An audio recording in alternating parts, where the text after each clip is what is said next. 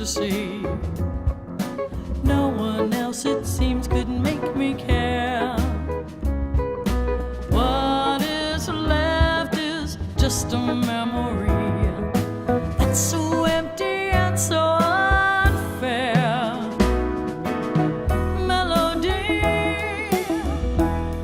I'll write another melody, and this time from the start you'll see I'll write it from the heart, and words that say come to me, stay with me. Won't you stay with me?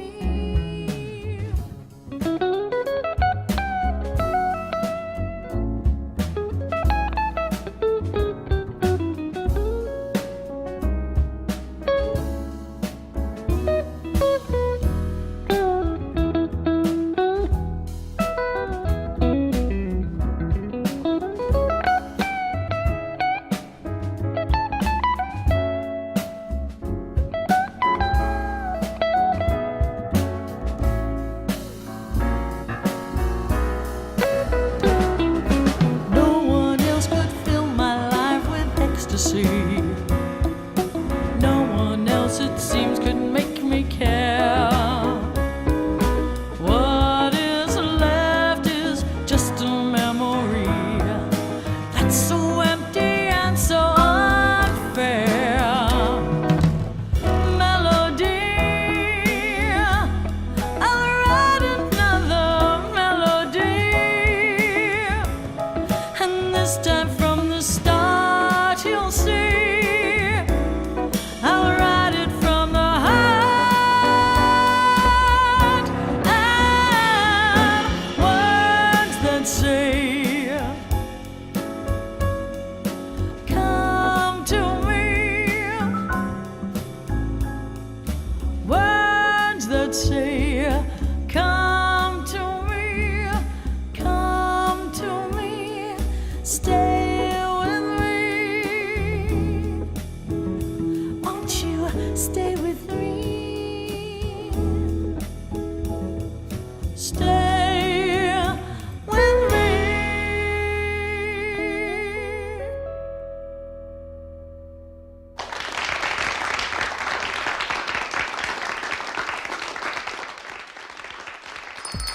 It's lunchtime and the Brooklyn Cafe is open for business. Live from the Amp Media Studios, Dawn and Freddie S. and their team are ready to serve up a huge portion of fun for lunch with friends and neighbors. So let's break open that lunch pail and unwrap that sandwich you brought and take a front row seat in the Brooklyn Cafe and get ready to enjoy some humor and hot topics. It's time to get a healthy serving of hope and happiness to help your day go by with a smile. Your hosts, Dawn and Freddie S., are ready to talk about food, health, dating, or just plain dream making. If you have a story to share, movie review, restaurant critique, or just a coincidental thing that happened to you, call in toll free 888-994-4995, Studio A right now. Sit back and enjoy your lunch break at the Brooklyn Cafe. Here are your hosts, Dawn and Freddie S. Red's in the house. Welcome to the Brooklyn Cafe on a beautiful Tuesday afternoon. Gotta tell you, house is jumping. I think you're going to Why give are me a you nervous laughing? breakdown. Look, I've got hives, I'm tapped. You know, I don't know what you do between 10:30 and 12. You've got people and setups and computers and wires, and then somehow, I got Teddy, I got Josh, and I got the whole gang, and they all learn how to do our remotes. That's you all see that me matters. going like this, like I got I hives? don't know what's wrong I need with like you. some hypnotherapy or something. Or And look at this, they even bringing you a drink. Tequila Tuesday, thank you. On this set, they're bringing you a drink. Smells good. Josh, I don't know. Smells just like grapefruit juice. Grapefruit juice. Some sort of juice. It's I don't know if it's good or not, but how It's is wet, it's good. Thank you. Happy 4th of July week to you. I'm kicking off the week early. it? I can see that. Yeah. Anyway, happy Tuesday, everyone. Welcome to our midday show. See, it's like nothing. It's Piece of cake. amazing. All the guests are looking around like, how did that even just happen? Piece of cake. I just Simple. waved my magic wand. Josh got me, and now we're good to go. Oh, that's what it is. You wave the wand and everything like That's that. all it takes. Yeah, okay, that a works little bit out. of magic. Little bit of That's this. Clem. Little bit of We Clem got some. is in his own planet. We got a Clem, movie star in house. the movie store has, which I always wanted one of these little record player things. Jukebox. Jukebox. As a matter of fact, I asked you when we were up in the other studio, I says, can we get a jukebox?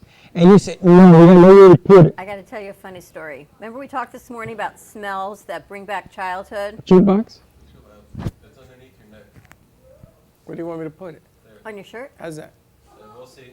We'll see what happens. That's a leading When question. I was Nobody a be kid laughing. growing up, my dad must have had friends like you had friends growing up. So things would just magically appear in our house. We don't know where they came from. They would last, sometimes they'd last more than 24 hours. Sometimes they wouldn't. Sometimes we'd have them for a few months. Sometimes we wouldn't. I got a dollhouse once. It lasted till the next day, and that went somewhere else. And then we got this jukebox with this like bumper pool table. A And- jukebox with a pool table? Yeah, but it wasn't like, it was like bumper pool. So there were like bumpers in the middle and a jukebox. But on the jukebox, this is how I know it came from like your people.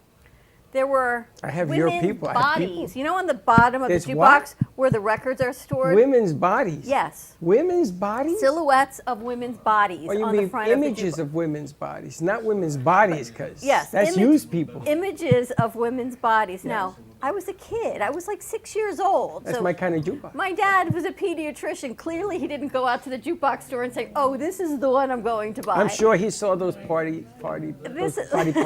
this is the one that happened to show up What in our happened house. to that? I don't know. And it had the records, like Clem was saying, the records that you press the buttons and they go right in the thing. They play the An 45s. arm? And did an arm grab the it went, record? yeah, like that. Yes, just An like arm? that. I guess Jukebox. that's what it's called, with the clip. But I remember these silhouettes of very Body beautiful parts. women's bodies on them, which makes absolutely no sense. And then the pool table had the same silhouette. That's the part that throws me off because my the dad. body things I can relate to. Well, he was a doctor. My dad, the conservative pediatrician, these things appeared in our Oh, house. he had to get those kids out of people somehow. I wonder.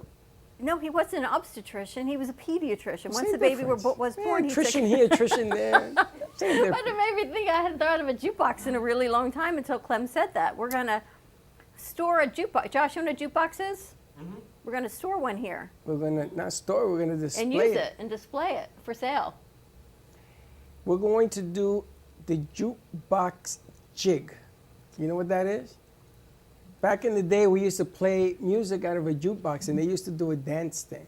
And the winner was the one that danced the best. They used to call it a jukebox jig. Say that 10 times fast. Jukebox jig. There you have it. We had a lot of fun. Anyway, happy Tuesday too. We got a full show lined up. Save the date, July 21st. Get your tickets today for J.C. Dreesen concert. What's the website? Events with an S.amp2.tv. We've probably sold about a dozen tickets so far. It is coming, wow, sooner than you think. At the movies of Delray, J.C. Dreesen is absolutely spectacular. So come on out, have some fun with us and the crew on a Friday in July. Nothing like some J.C. Popcorn? Popcorn, there's going to be I wine, think there's I'll going put to be Josh beer. at the bar, You gonna put Josh at the bar? or you, or Why? Because somebody. that drink is that good? I'm just saying, Hey, there's that got to way- be an open bar. I don't know if that drink is strong. 'Cause What do they Josh- sell? Wine and Wine beer? and beer. All through the movies They of have Delray? 8 different beers, though. Really? Interesting. Did you know that? I did not. I'm not a big beer drinker. You a big beer drinker back in the day? I drink everything. You guys big? Anyone beer drinkers, wine drinkers? Wine. You know, if you put beer and wine together, what do you get? A headache. The sangria. Sangria. Sangria. Come on. No, I think it's champagne. It's fruit. Isn't it like You're champagne? not from the and Bronx. wine? From the Bronx is beer, Rango, That's and like wine. a headache waiting to happen. No, that's how we used to make it. And put some fruit in there just to make believe. And then we're good to go. I know we got a great show lined up for you today. We got Dr. Mary Wansley back talking about her, it's not a new program, but a unique program for weight loss, incorporating hypnotherapy and mind and body and all that goes into eating disorders, but just certain types. It's not everything. It's not all inclusive. And we've got Marina joining us. Marina B, I'm going to call you. Bartashnik? That's right. Close enough? Close enough. Talking real estate. And a lot of friends today come from Bernie and Grace. Yes, that's I feel it. like this is the Bernie and production. Grace. Bernie and Grace production. It's like, right? It's Good Night, His Gracie. claim is the Grace production. Exactly. We got the double header today. And actually, Dr. Mary is sort of through Grace because we had our artist in through Grace, and then Ron came in and brought Dr. Mary Wansley in. Yes, Ron invited her, and she came, and he invited her, and she invited him, and she invited her. There's a lot of invites. A lot of things happening. A lot of stuff. All right, shall we start with Dr. Mary? Yeah, let's do that because she doesn't have time crunch. This way Dr. Mary can get back to being a doctor, doing what she does best. Well, thank you. Thanks for having me back. Welcome back. She's always so put together and lovely, isn't she? Aw, She is so put together, it makes me nervous. I know. Because I Well- was looking and I said, I'm Maybe not you and dressed I right. both need some I'm telling hypnotherapy. you, she got hypnotized. So Calm welcome me back. down. Tell us a little bit about your program. I know we were so busy the last time you were here, we didn't really get to delve into everything. well, I'll tell you how I began with a program and even developed a program. I struggled myself with emotional overeating and binge eating and went on diet after diet only to lose weight and then regain it, which was very frustrating. And it consumed about 10 years of my life. It began when I was in college.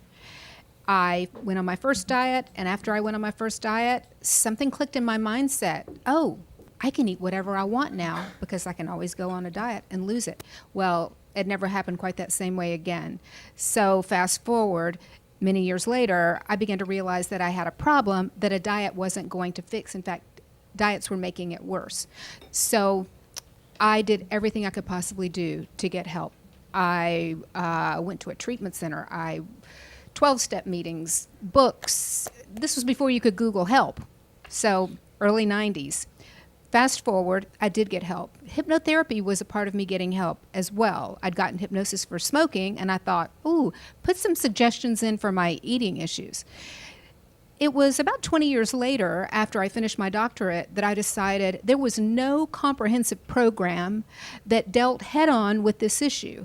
I could get a little therapy, a little nutrition, some, support, but there was no program that really dealt with the underlying issues of why people turn to food and why we turn to diets to solve the problem, and yet diets have a 95% failure rate and leave us frustrated and turning back to food, obsessed about food. So I realized that if I could get to the other side of this struggle, I could help other people get to the other side of this struggle. So I began doing the research for a program. It's based on the latest neuroscientific research. It took me 2 years to do the research, and then I went into private practice. So I take clients through an 8-session program that's very different than traditional therapy. My sessions are longer. I'm more about where someone is, not what has happened in the past and healing old wounds, but I'm more about where someone is and empowering them with all the tools they need to move forward and change the way they think about eating. The program is a mind-body reset program. Mind-body reset, resetting the mind and the body so that the body is connected to the mind. Like, imagine lots of people eat when they're not hungry. And children eat when they're hungry and they stop when they're full. So we have that in us, but we get far away from that. So it's a reset. Is it about tapping into how you really feel? Do I feel hungry? Do I feel stressed? Am I eating only because I'm stressed or I'm anxious or something bad happened or something good happened? That is a Versus just huge being part of hungry. it. That is a huge part of it. So learning to feel feelings and emotions and deal with fueling the body separately. But that is a huge part of it, is learning to manage feelings and emotions and life triggers. And how does hypnotherapy help with all of this? It's a whole new it's a new concept, but not a new concept, but you're putting it all together, which makes it a whole new type of program. Correct. Yes. So a part of the program is a little bit like coaching and learning, and then it's a bit like taking a course. So everyone I work with describes learning a lot about themselves and coming to understand why they've turned to food in the first place. And then at the end of every session, I do hypnosis. That's everybody's favorite part. I see someone smile towards the end of a session when it's about time to do hypnosis. And that allows us to make changes on a deep subconscious level. Our subconscious is 80% versus our conscious mind, which is 20. So our subconscious needs messaging to move us forward and help us make permanent changes. And so taking in information and messaging when we're in a calm state versus using our conscious mind is really powerful. And I think you're doing that. Does it? What? Using your conscious mind for better health. Yeah, I'm hypnotized. Didn't you know that? I was just going to ask. I Doc, think she hypnotizes you every time. She hypnotized the first time she came here. I dropped like 15 pounds. Does it last forever? In other words, you get in that state of tranquility. Does that go on, or do you have to have like a redo? So when you ask about if it lasts forever, imagine that you're doing something one way and it's not working and you don't like it. And you learn a new way to do something and you love it and you really like it. And you don't want to go back to the old way of doing it. And now you've got all these new empowering messages that feel amazingly good, that are in alignment with your new behavior. You don't want to go back to the old behavior. It's interesting. I know someone who stopped smoking using this method. But she wasn't like, turning to a duck or anything like that. What happened was when she picked up a cigarette, she didn't feel well. It was like the smell of it. They did something with the smell of the tobacco. And she started to feel nauseous on it, so she would put it back in the pack and put it away. She never threw the pack away. She kept the pack. But every time she reached for it, no, I don't want it. I don't feel well. And we didn't say anything because we didn't know she was going through this whole thing. And it worked for her. She stopped smoking. How does hypnotherapy work in this process? Hypnotherapy works in this process very much like it does with smoking. Someone wants to stop smoking. So they go to hypnotherapy for smoking. It works very well. Now, smoking's a little different because it's very black and white. You can put cigarettes down, but you can't stop eating. But it is possible to stop eating when you're not hungry. It is possible to stop eating when you're full. And it is possible to live life without putting food in your mouth when you're not hungry and live free of the obsession with eating food and weight. And that's a real biggie because the more someone focuses on their weight, what they don't like about their weight, and dieting, the food obsession comes back. So it's tricky. You don't work with In that way. then diets. You're not counting calories. You're not looking at points. You're not doing good food versus bad food. You're tapping into your consciousness to say, I'm hungry. This is a better choice than Or you're another not. choice, or you're not hungry. How does it all come together? Well, when I work with someone about choices, it's a little bit down the road because first we eat in a way, I teach people to eat in a way that is a stable way to eat, that they recognize their hunger and their fullness. It's a little less about what you might be describing, which is intuitive eating. So No, I'm thinking, there's diets. So there's no carbs, no white flours, no white starches versus paleo or vegan. How do you get people, because if they're severely overweight, and now there's new medications that are coming out oral, so you don't have to inject it, right? So our whole Right. culture in this society is, here's a pill, here's a shot, you're gonna lose weight. Let's not change our mindset, let's just get a quick fix on this. Your whole program is different. You're really getting into changing the person's mind, body, reset, but they have to eat. So how do they say, I need to eat, but I'm not gonna have that cookie? there's a different way to think about eating a cookie. Okay.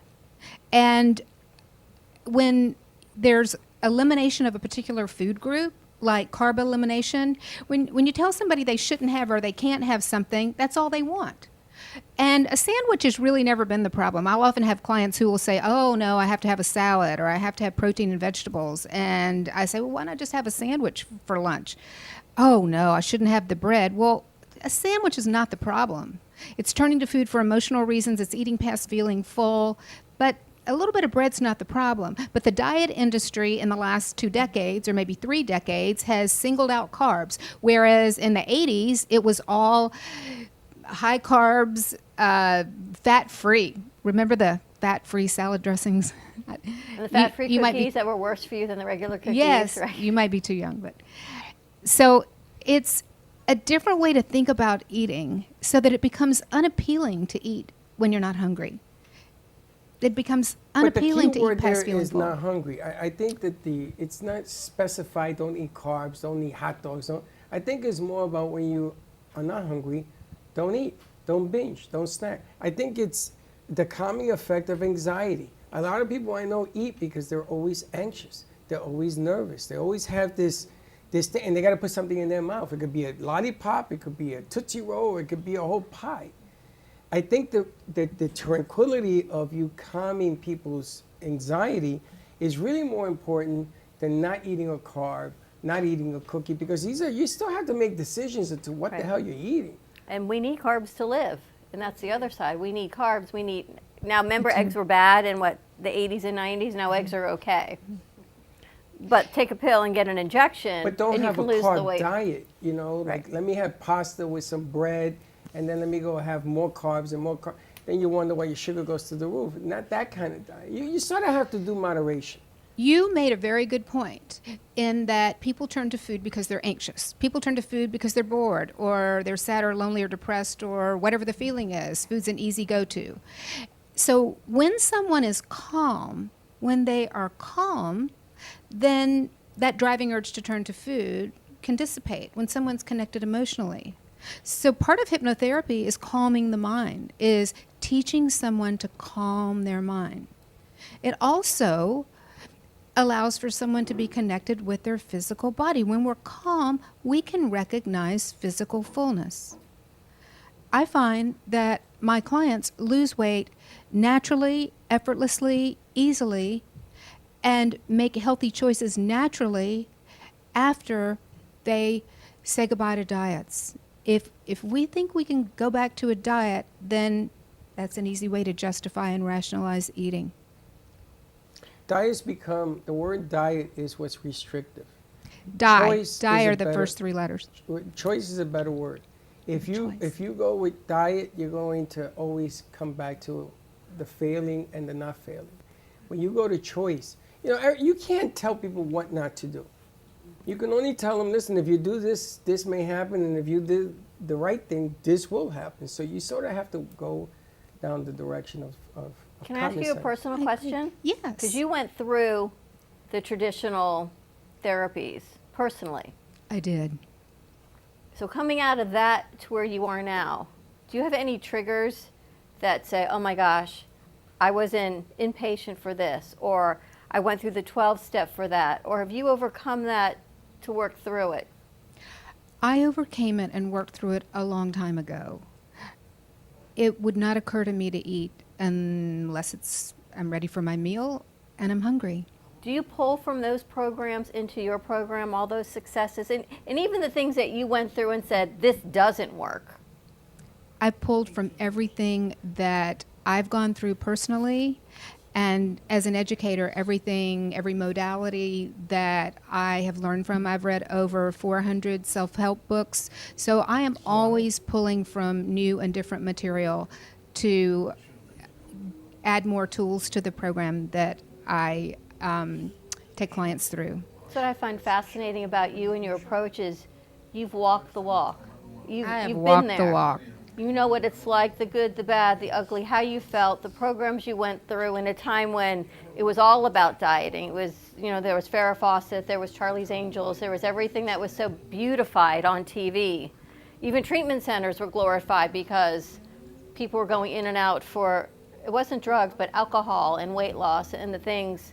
And it was all okay, but on the inside, as a person going through it, it didn't feel so good. But you've incorporated all of that into a program to help people going forward.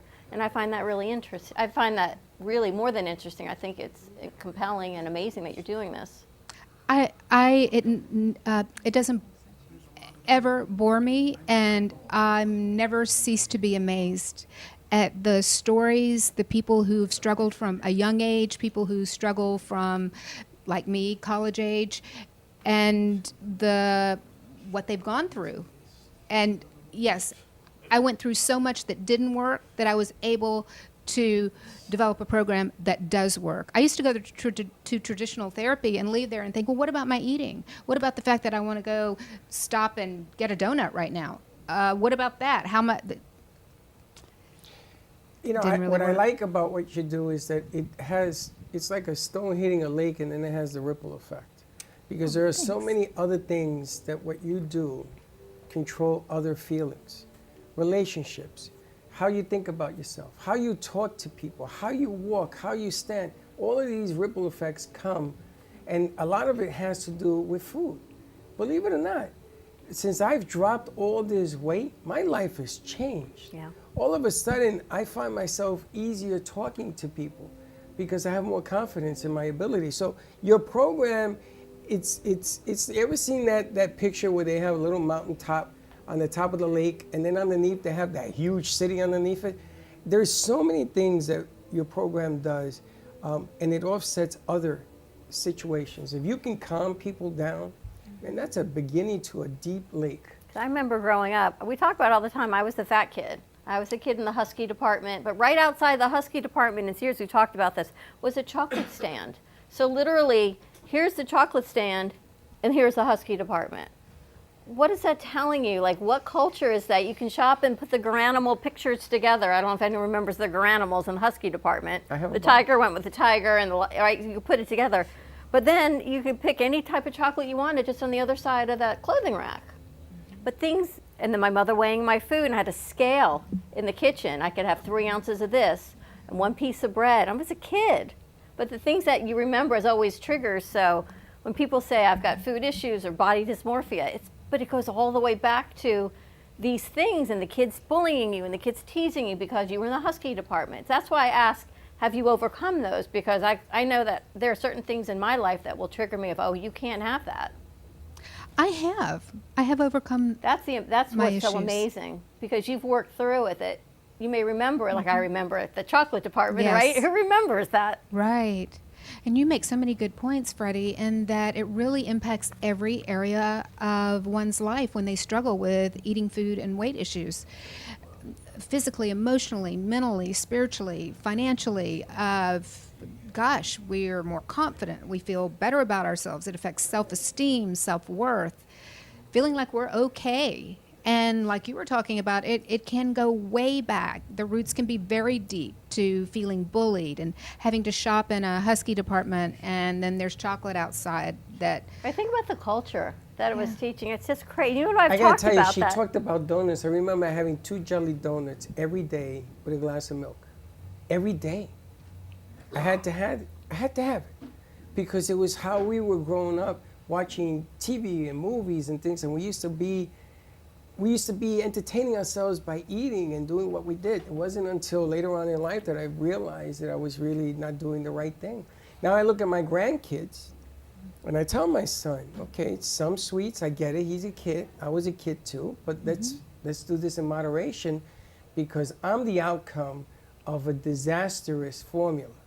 I'm the outcome. Harry Anthony, may he rest in peace, my 38-year-old nephew, is the outcome as well. So science is one thing, reality is another. That's why I applaud what you do on a lot of different levels. Food is one level. Psychologically, in so many different fields, is another one. Coming in touch with it. What's your, I know I got 2 minutes, your ideal client? Oh, my ideal client? My ideal client. Oh, my ideal client is someone who is really, really ready to get help, who is tired of dieting, who is tired of feeling like a failure, tired of being obsessed with food, tired of feeling guilty and ashamed about the way they're eating, is finally ready to just open up and get help and lets go of the fear that they won't be successful and just really wants help. It's an 8-week program. It's an 8-session program. So some clients take longer. Some clients might do a session every other week. I also do groups. It's one-on-one is affordable for some, not everyone. And I do small groups. I like do a meditation call each week for people who have gone through the program and work with me so that they have ongoing support. And you work virtually as well as in person, which is amazing. I like the I do. group thing. I love the group thing because in group, it's like AA and everything else. People sort of feel I'm not alone. Exactly. Yes, one can feel very alone with this problem. And also there's the belief that, oh gosh, this is just eating and food and I should be able to diet and solve this problem myself. But this is not an easy problem to solve on your No, own. it's a lifetime. Yes. And it's being able to go out for dinner with family and friends and get together with Absolutely. barbecues and birthday parties and feel included, not excluded, not, oh, I can't. Like you did on Sunday. You went, you enjoyed, and back to what on you the have to do on program. Monday, right? Yeah, but that's because I feel good about me now. I feel good. I'm worth making the effort, doing the thing. It doesn't mean that I didn't have a burger and a couple of hot dogs. I did. And man, I show you how to eat them. Yep. I have fun doing it. But then it's time to get back to business. And I love, it's funny because I never met anybody who does what you do. But I could tell you, I know 3,000 people who are diabetics that can use your help, because sometimes you just can't get over the hump on eating what you shouldn't. And I can't tell you not to eat something. That's not the way it works. You have to choose to be healthy. So I love that you have, how call a friend, you have an extension, you have a line, and there is all Your support accountability right there. buddy. Yeah, this is What's the best way to, you have a website for people to reach out to you for help? I do. It's drmarywansley.com. And my phone number is 561. You know what? I don't know my phone number. Can you give out my Do phone we have number? the number somewhere? I don't have your right. 561 number. Just check out drmarywansley.com. I know one of my Make it phone numbers. easier. 214-507-5666. That works. It's bad I when got you a don't know your different phone here, number. so go with what you know. All right, we're going to take a commercial break. More to come. We're going to talk real estate, movies, and check in with Caroline as Mindset for Success, the Latin version. And that has a lot to do with this. All right, more to come. We'll be right back. Do you have an idea for a show or a podcast? Do you want the opportunity to be on TV? Amp Media Productions is partnered with True Oldies Real Radio Station and powered by many online platforms such as Roku, Facebook, YouTube, and even Amazon Fire to help amplify your impact. Do you want your voice to reach a wide audience? Call us today at 866-224-5422. There is no way to ignore it. You hear it on the news, online, from your friends and family. What happened to my money? Whether it got hit by falling stocks and bonds, with the coronavirus, shrunk by a floundering 401k with low interest rates, and is riding the extreme ups and downs of the stock market with political elections. Many Americans are worried about their money and how they're going to retire. Help protect your financial future now and call J.D. Mellberg for your complimentary book from a leading financial firm that shows you ways not to run out of money whether the market goes up or down. This free book reveals little-known truths about annuity strategies in simple-to-understand terms that can protect your money for a lifetime. As a bonus, we'll also throw in a free annuity rate report summarizing the rates and benefits of annuities from hundreds of top-rated insurers, helping you to find ways to get up to 33% more income in retirement. That's right. 2 books, both absolutely free, for calling J.D. Mellberg. Help protect your financial future. Call 877-643-3015. Le Sorel Restaurant, home of the authentic Italian tradition, offers a large menu that consists of seafood, steak, homemade pasta, brick oven pizza, and homemade desserts including a wide wine selection. We also have the best bar in Boca Raton with delicious cocktails, homemade limoncello, cappuccino, Italian espresso, brandy, and other specialties, open every day with a lunch and dinner menu. For more information or to make a reservation, contact lesorelrestaurant.com or call 561-235-5301. South Florida's Good Time Oldies.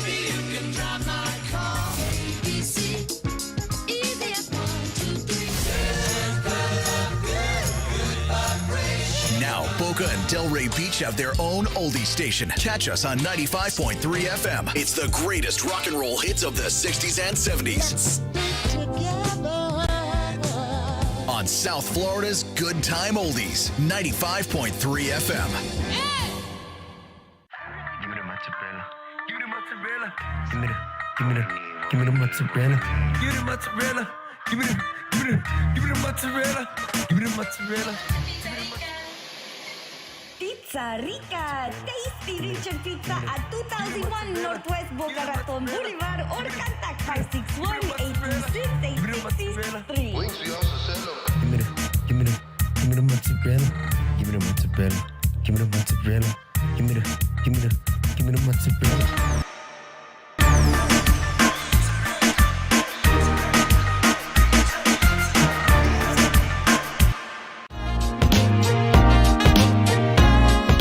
You've been watching the Brooklyn Cafe Show.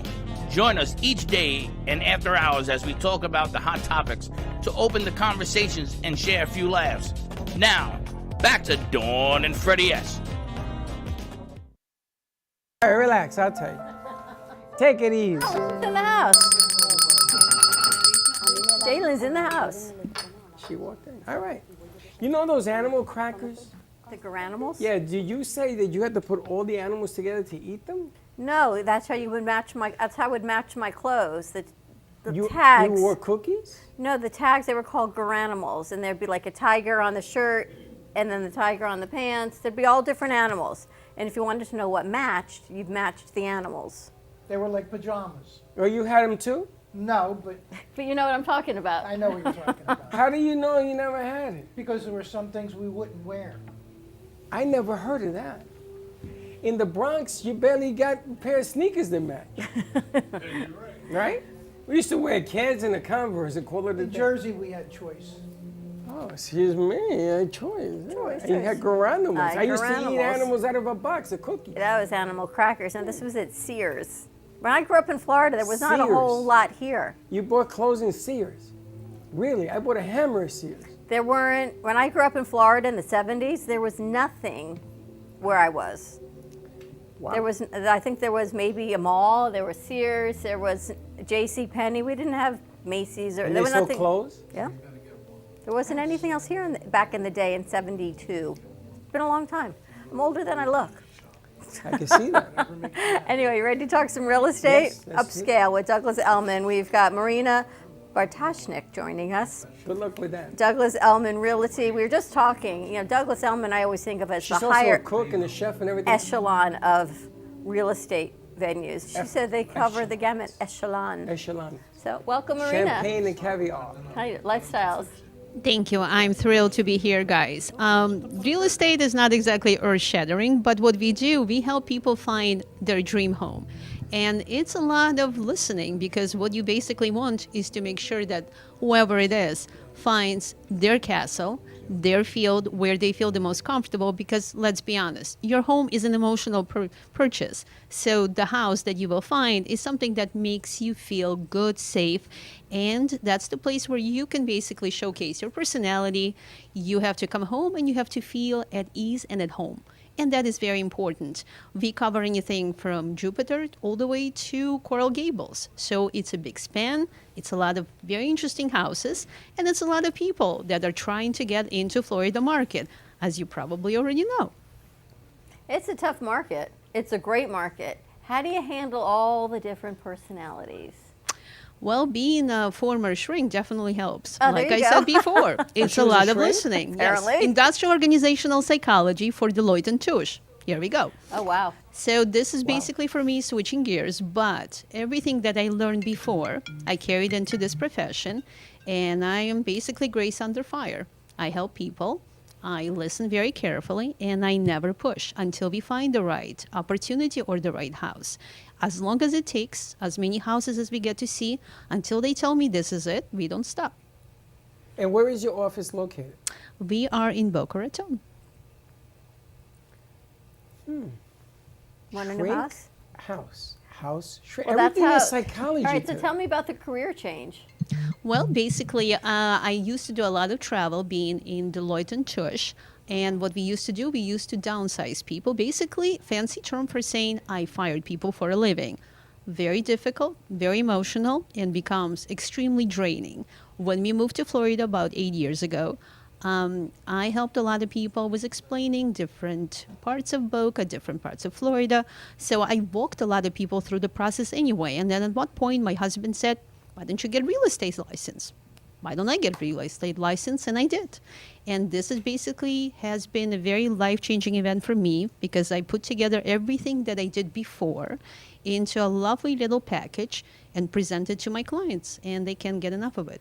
So even on downsizing now, it becomes something good because you You help can them downsize always to make something. lemonade out of lemons. That's Or been you always can my phrase. upscale You can always upscale. with you. Yes, You can go both. you can go both.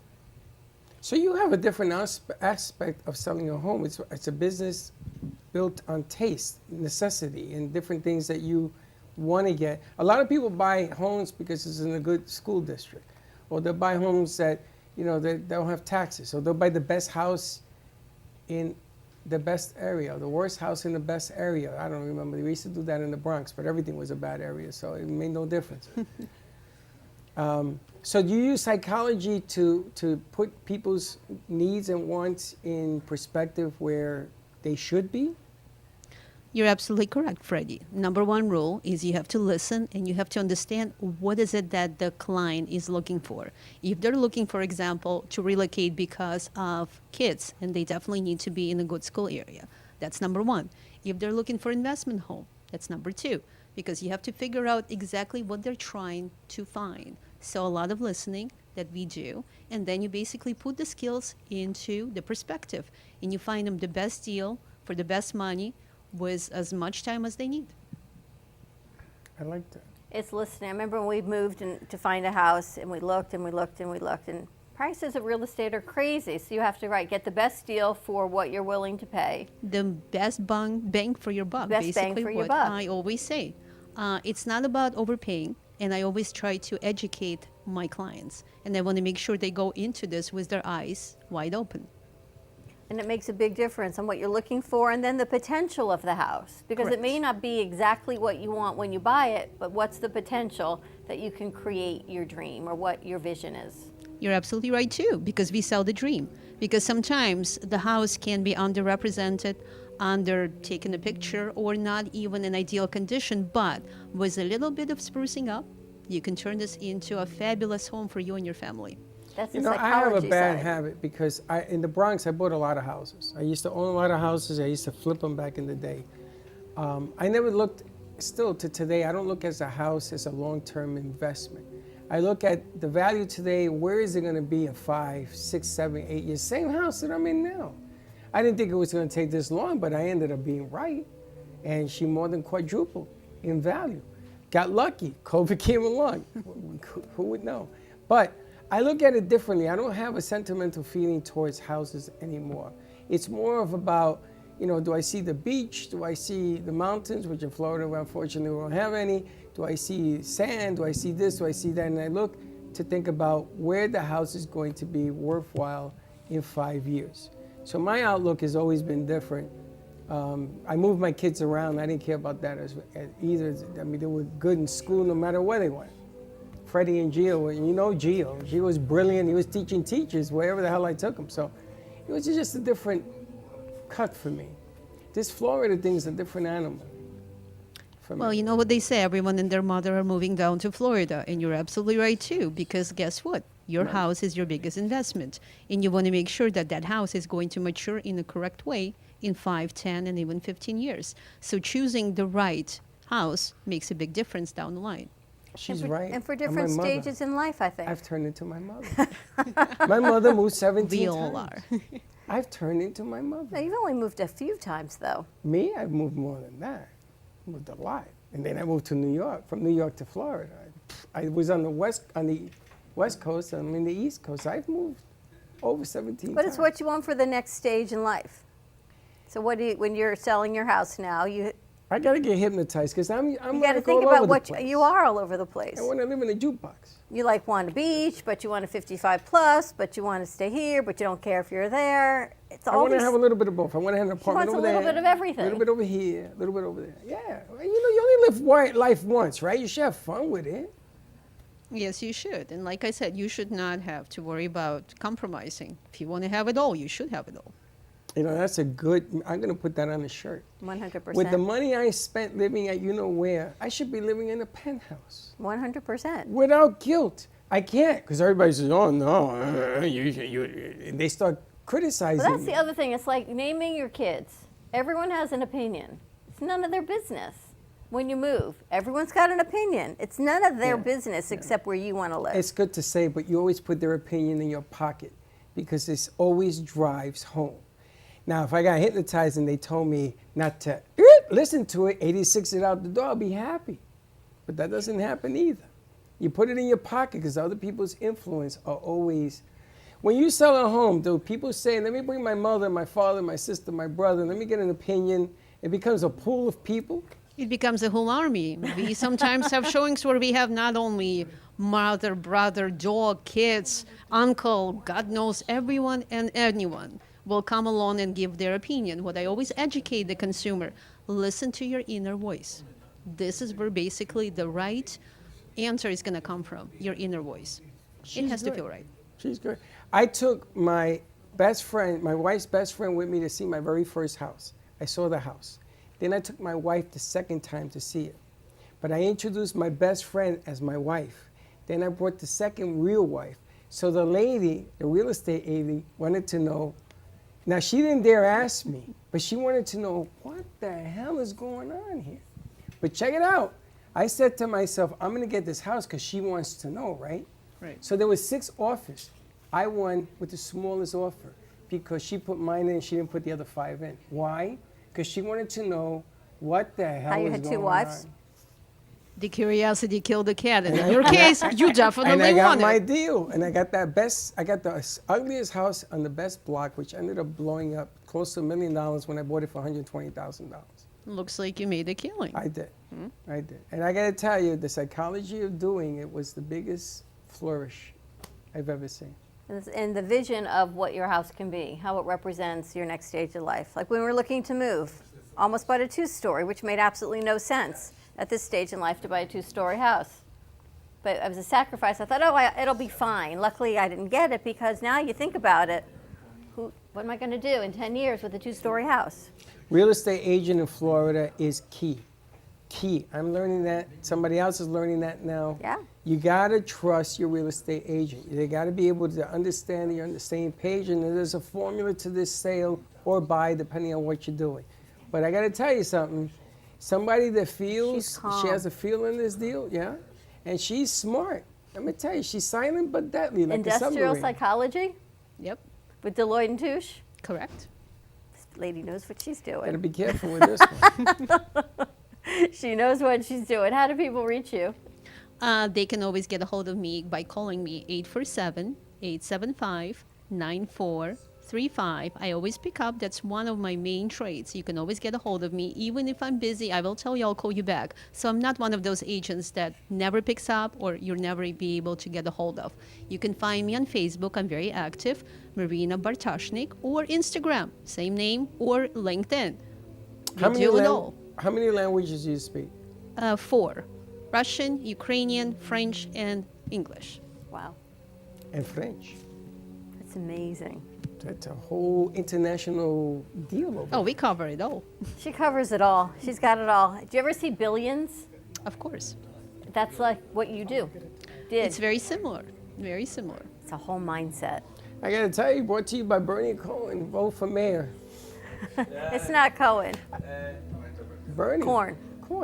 What do they call it? Cohen. Same To you, it's all the same. Yeah, it's all the same. All right. We're going to take a commercial break. When we come back, let's talk to Carolina. And I'm interested to see what her guest does. Then we're going to head over here to our movie star.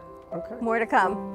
We'll be right back. Born in Marseille, France, Max Lazega creates whimsical and free-flowing interpretive art. His 40 years in the construction industry created the foundation for his craft. His unique work displays his view of the future with bold and playful combinations of materials and processes, but the methodology remains consistent. He fuses recycled materials and discarded building supplies into a fresh, well-executed approach. Lazega has lived in Miami, Florida most of his life, where he pursues his lifelong passion of creating industrial art. For more information, contact Max Lazega at artworkstudios.org or 786-326-8873. Want to save money on your next flight? Then pick up the phone and call, because the best prices are not online. See, SmartFares has special deals with the airlines. When they have unsold seats, they use SmartFares to fill them. So you get airline tickets at ridiculously low prices. With the extra money you'll save, you can book another trip or treat yourself to dinner. Call today and get the best price on your next flight, guaranteed. Also, save up to 50% off business and first class tickets. Welcome to a new way to watch your favorite shows. Only at www.amp2.tv/Roku. It's a place filled with music, podcasts, news, and more. Come join us.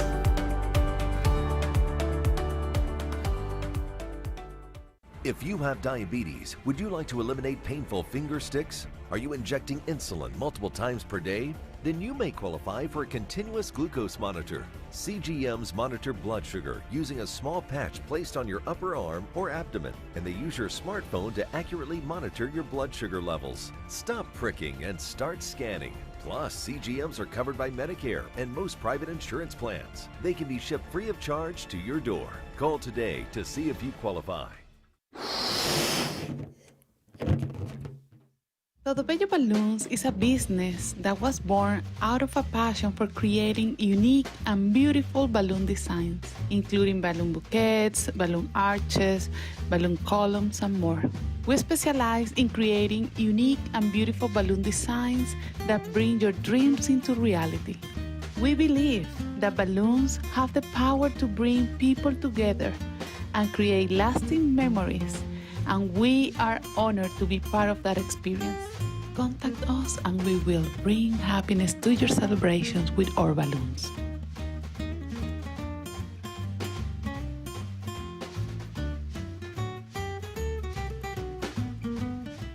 Artist Rosie Sherman paints her passions to share with everyone. Expressing herself through bold and vibrant colors, her suggestion and style are always in flux. Inspired by travels, nature, romance, and the human spirit, Rosie makes sure her depiction of women are strong and proud. Her landscapes illustrate the changing seasons in the diverse world that we live in. To find her artwork in the multiple medias you can purchase, visit rosiesherman.pixels.com. Do you want the opportunity to have a TV show or podcast? Now, at Amp Media Productions, you can host your very own visual broadcast anywhere around the world. With our talented group of creators, we will provide you with show elements, board operations, and any on-screen visuals you'd like to showcase. All you must do is log onto your computer and communicate with your viewers. Contact Amp Media Productions at 866-224-5422 or email hello@amp2.tv to start your own show today.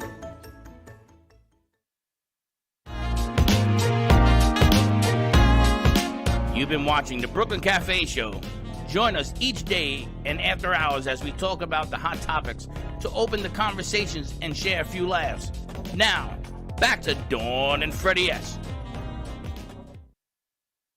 And now, ladies and gentlemen, please welcome to the stage, Jesse Dreesen.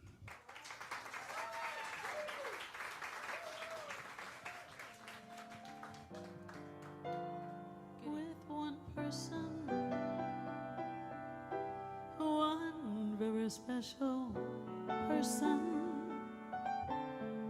a feeling deep in your soul since you were half, now you're whole.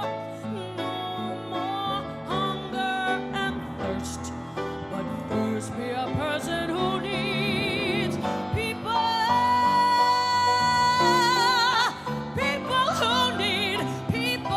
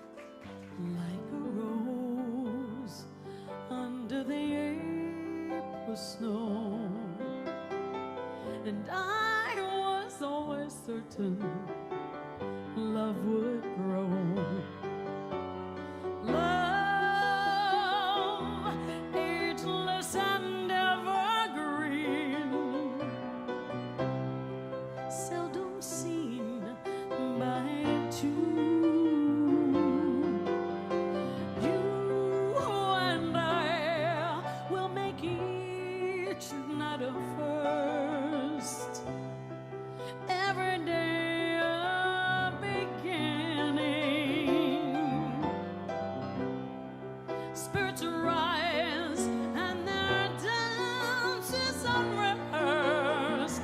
They warm and excite us, 'cause we have the brightest love. Two lights that shine as one, morning glory and midnight sun.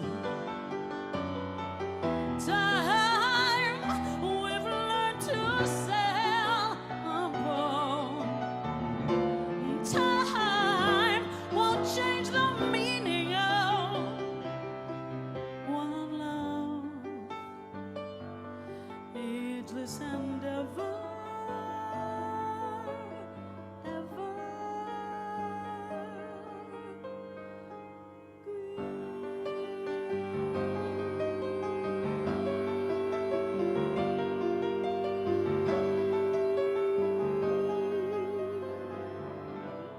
Make me some room, you people up there on top of the world. I'll meet you, I swear, I'm staking my claim. Remember my name, you're gonna hear from me.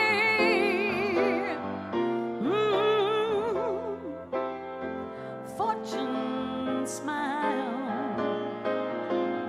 on the road before me, and I'm fortune's child. Now listen, world, you can't ignore me. Toss me the moon, 'cause I gotta shine. I'm climbing a cloud and calling it mine. You'll pardon my haste, I've no time to waste. That's how it's gonna be. You'll see, 'cause you're gonna hear from me. I got a song that longs to be played. Raise up my flag, begin my parade. My comet's on fire, I gotta go higher. Start the world over, start coming up clover. That's how it's gonna be. You'll see, yes, you're gonna hear from me.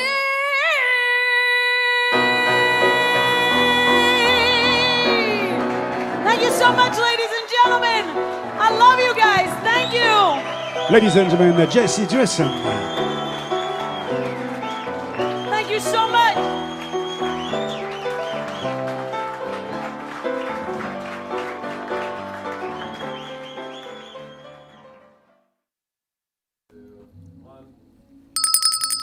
And we're back. So, a lot of psychology today. Got a shrink and another shrink buying food. Everything. God decided I was a little high strung, so he sent me two a hypnotherapist and a psychologist. Phew. And they can help you either or. They can move you, pack you, and everything else. So good. The only thing missing is a chef, food, which could be the next segment. segment. Your kitchen, that's next on my agenda. So I decided to You're start gonna cooking redo again. your kitchen? Yeah. Really? Well, just so I can see over the countertop. I just need to lower. Oh, let me help you with that. I'll put the granite in.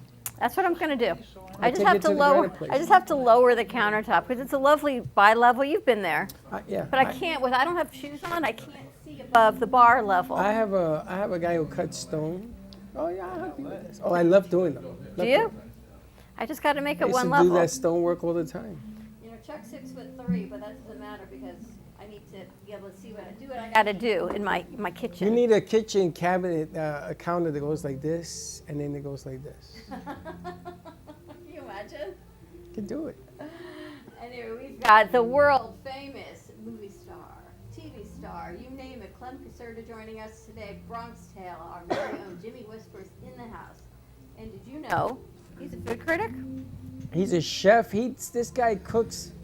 when he's standing still, he's boiling water. It's all about food. I think everyone we meet from Russia is a cook, and She cooks. She and said Clem to likes him. to eat. She said, "I cook for you, whatever you want." It could be a good combination. You cook, he eats. No, he cooks. You cook too? I cook, yeah, I cook. We've got a clip I want you to We're show. gonna do that. But let's talk about what you did in the past. Some of the movies that you did in the past. Well, I started in the Bronx till I played Jimmy Whispers. I'm in Goodfellas, Casino, Analyze This, Once Upon a Time in America, The Public Veterans Village, Falling in Love, The Pickup Artist, Night in the City, and I did about 5 independent films. So I work with the biggest stars, best directors and producers in the world, and it's a great experience working with them. So, but my next goal is I'm going to do a movie, but I'm interested in this food show. I like food. I touch food. My family came from Naples. In 1865, I know Neapolitan food probably better than most people. I lived it.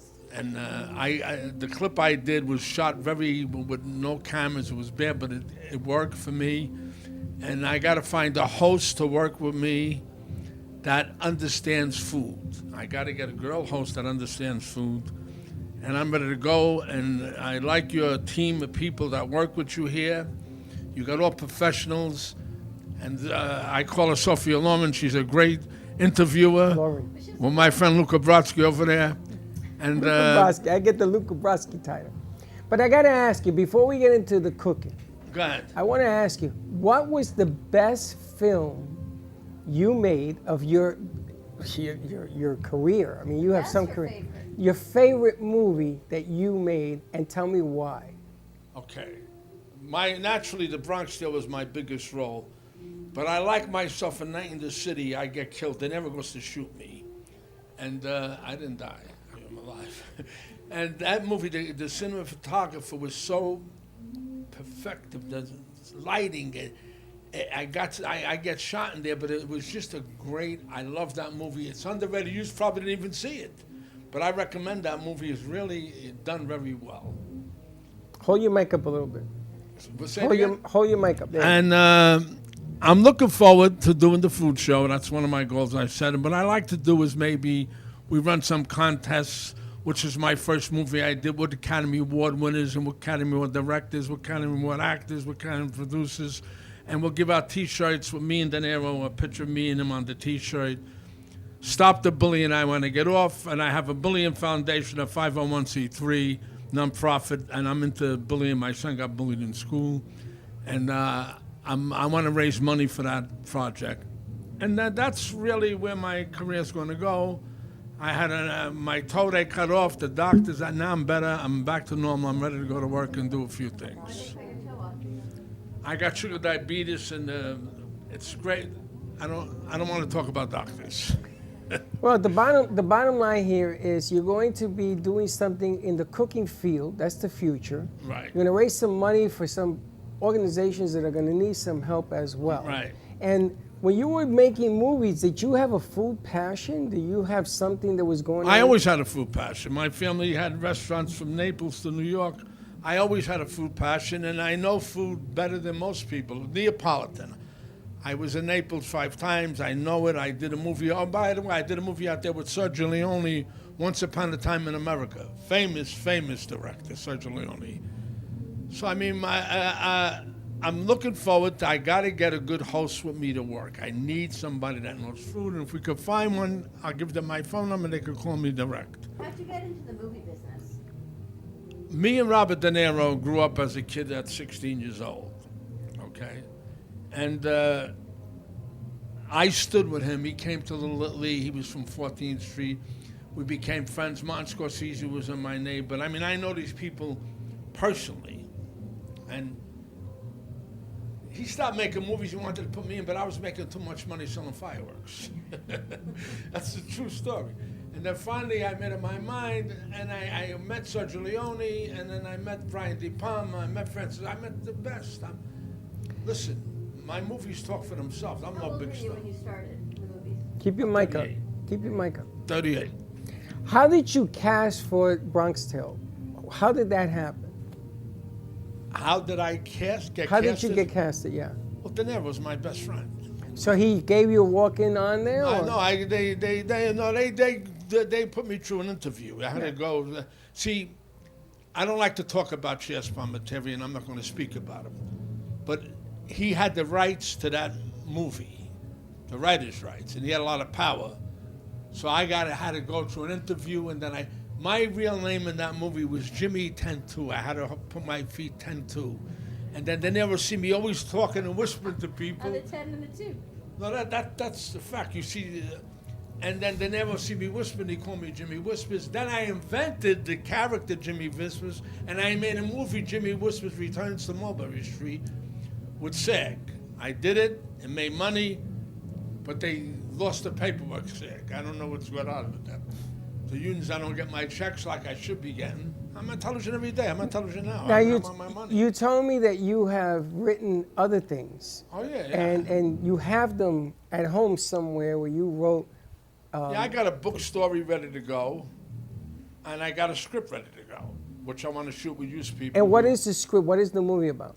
It's called The Mafiettes. It's about 10 young girls, and we're all old guys sitting in a club, all like retired mob guys, and these girls take over the mob. And I really like this a lot. I won 4 awards with this thing in the New York Film Festival. I like that. And the kind of like guys like you, me, him, we'll have old guys that got the look, you know, and He ain't that old. Old guys, used Old guys. guy, use. I love the way you even throw it into the old guys, used guys. And the new mafia people would be her and her and her and her. Oh, and we get to be the I want Mafiettes? international. I got a full. International. You got Russian. You got Colombian. You got Florida. You got the Mafiettes. Oh, that's hilarious. Is it a comedy or is it going to be drama? It's a comedy, more of a drama. It's a little bit of a comedy. It could be a little bit, but it's more of a drama. I got a tape of it already. I shot a promo. I shot it for $50,000. It's great. The promo will really work. We got Beyonce's music in there, Jay-Z's music in there. And that's my vision where I'm going to go. We have a video we're going to play of. The food stuff. Want to play a little bit of it? Now, should I put my phone number if anybody wants to call me? Oh, no, we're going to do that, but let's put up the video that you have. Why don't you cue up the video? Tell us what the video is about. I always wanted to do a cooking show. So I got this camera guy that worked for me. He came that day. We shot. I had to come to Florida. I had to shoot a movie down there, and I shot in his restaurant. And he had a lamp for light. Now I know lighting. I know DP. I know it. Hey, you can't teach me what I know, but I don't know. I don't know. Right. I can't shoot a movie, but I could direct it. And we shot it with a lamp, and it came out right. I was so surprised. Because the camera guy was good. He knew. I told him, move the camera. I told him how to move it. And I really like this piece. It shows my real tradition Neapolitan food. What year was this, or around what year? I don't even know. I don't remember. 10 years ago, maybe. All right, let's roll the tape. All right, so let's roll this and then we'll be right back.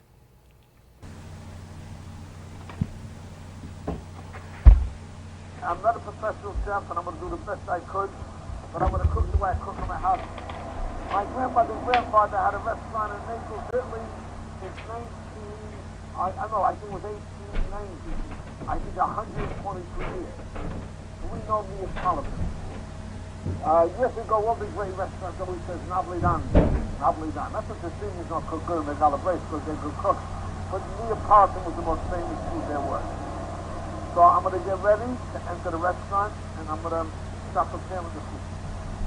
The first thing we do in the Napolitan cooking, we mince the garlic. You don't like lumps of garlic in your mouth because you know what happens? You smell like garlic, you think it's a girl. So what we do is we cut the garlic very fine. Okay. We mince it very, very fine. Then I get virgin olive oil. I put the virgin olive oil in the pan. After I put the virgin olive oil in the pan, I get the garlic. I put the garlic in my hand. I get the garlic, I put it in the frying pan. The next thing we do is we brown the garlic. But before I do that, I throw pinch of red pepper. A little red pepper, a little spicy, not too spicy. Red pepper. Then I get a little capers. I put some capers. I float up a little caper. Then after that, only butanesh sauce. Butanesh, you could use gator too, by the way. They cook with green olives and onions, it does not go. That's not the butanesh sauce. So we put the olives in. Now, after we put the olives in, the next thing we do, we got a basil. Now we basil, we put a little anchovy. We get them anchovies, we mince it up with our hands. I should really cut this up. The guy went to jail to some of their tomatoes. He went to jail. These are the best tomatoes money can buy. So as this is rounding up the food, we got the frying pan working. Everything is cooking. But that is a secret that a lot of chefs don't know. What we do is we get the Gator olive juice and we pour this. Now remember, I'm not a chef. I'm just a guy that cooked Neapolitan for my family 120 years in Naples. Regina Napoli, we had a restaurant. It's still there. This sauce is almost done. So the next thing we do now is basilico. As we enter the basil, notice the way we're going to the basil, how it's like a flower. It smells. When I was a kid, my mother used to put this in my mouth to smell good breath to have a basilico. The basil goes in.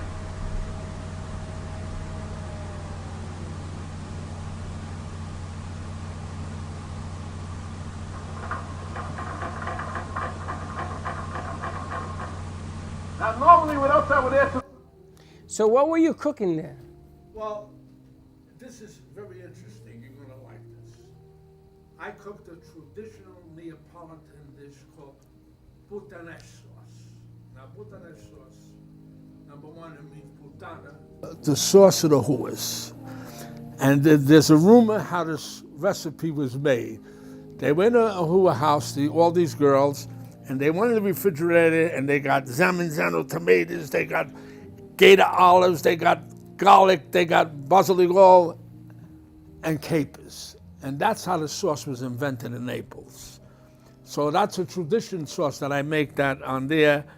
And I only use Zamenzano tomatoes because they're the best. They're the best in the world. They're just the greatest. And that was my vision to do that. Then I think I made a diet eggplant parmesan. I don't remember what else I made on there because I shot this a while back. And basically, that was my passion, food. Food and beautiful girls. Those are my passions. Now I know where the jukebox came from. It Why was he's where from he the was Bronx. cooking. He's from the Bronx. You know, food. Are you from the Bronx? You're not No, from the Bronx. I'm from Little Italy, Mulberry Street. I was Yeah. born on Mulberry Street. Yeah. My family started the Fiesta San Gennaro. They came from Naples and they created that feast. So I grew up in that food industry. I was involved in that feast. Where? I was involved in that feast. You were? I used to collect the monies for the water and the sodas down the street. You know what I'm talking about? Yep. And I used to collect the monies, and you had to buy it from me. There was no other alternative. But what a feast. I think it was packed. You talk about people. All about the food. It Well, was it's about not. a It's lot about of the things. food and the people and the culture, everything coming together. It's about the tradition. You know, it's about old school. I learned a lot from Well, those what they did there, you see, you got to understand, these restaurants today, they make sausage and peppers. I made enough sausage and peppers I could fill up this room with. They don't do it right. They don't use the greatest sausage. They don't use bell peppers. You know, garçons, fried garçons meat, pizza friest. People don't know this food. They came from the streets. And, you know, it's peasant food. Today, peasant food is the biggest thing. I like eating peasant food. You know, and I was born into that, so I lived around food. And we Why had, peasant food? Why was it called peasant food? well, because it was cheap. You know, years ago they made pasta vazil. That means peas and macaroni. Pasta vazil, pasta badan. These are all pasta chichis. These are all cheap peasant dishes. Today they're very glamorous. They're glamorous and expensive, right? I like eating them, but you know. But growing up that mine, I got a lot of stories of me and De Niro. I go back when we go back. As a matter of fact, there's a clip of me. They interviewed me in New York about De Niro. I don't like to talk about him so much. You know, Joe Pesci's a good friend of mine. Martin Scorsese, I know them all. I grew up with them. I was in the industry. I was born with it. You know, that's the way it was. You got to work with Pacino? No, but I worked with everybody else but Pacino. Just about everybody else. The greatest. Ray Liotta, I worked with Francis Coppola, enough. He produced Danny Aiello was a good friend of mine, good guy. Danny You would have been must- here today. I would have took him right into the show. He would have came right out. He's a good You friend. must have so many stories. You need a book. You need to I got put a something book. together. Where is you your got book? a book. I'm gonna bring it. I'm gonna get this published. I got this. I got. That's a how shot. I would lead this whole parade. I don't read, write, or spell. I had technicians do it for me. It's like if you gave me a script to read, I don't read it. I get a reader's whispers in my ear, the lines, and I shoot them out. I like improv, and I do a lot of improv. That's Jimmy That's Whispers. Jimmy Whispers. It's right up our alley because we don't read anything either. Well, use improv. Well, everything is doing Everything. Everything. I look at words and I go, I ain't reading this. I love the way it says use guys. Use guys. What use guys do?